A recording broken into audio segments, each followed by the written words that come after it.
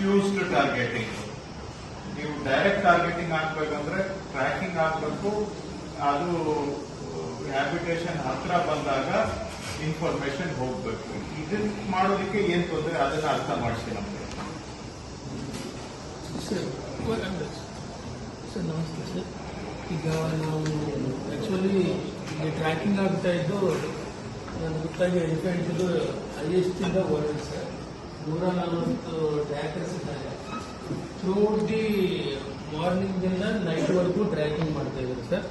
Other than that also thermal drones ಇಟ್ಕೊಂಡು night time ಮಾಡ್ತಾ ಇದ್ದಾರೆ.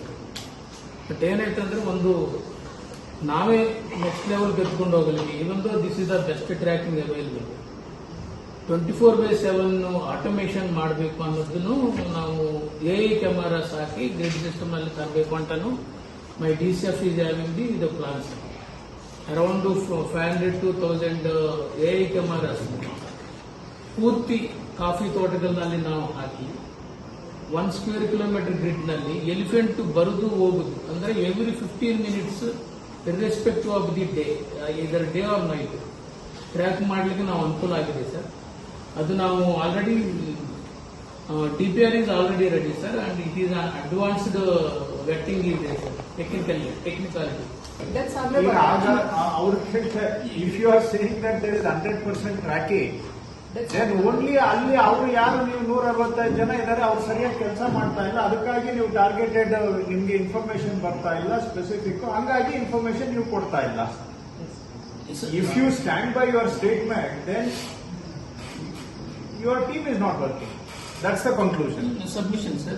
Actually, if you are saying 100% tracking ಇದೆ, 24 hour day and night ನಾವು ಮಾಡ್ತೀವಿ ಅಂತ ಹೇಳಿದ್ರೆ, ಹಾಗಾದ್ರೆ ಅದು ಹತ್ರ ಬರ್ತಾ ಇದೆ ಅಂತ ಗೊತ್ತಾಗ್ಬೇಕು ನಿಮ್ಗೆ. 100% ಟ್ರ್ಯಾಕಿಂಗ್ ಇದ್ರೆ Result should be reflected. that's the next logical step. Submission.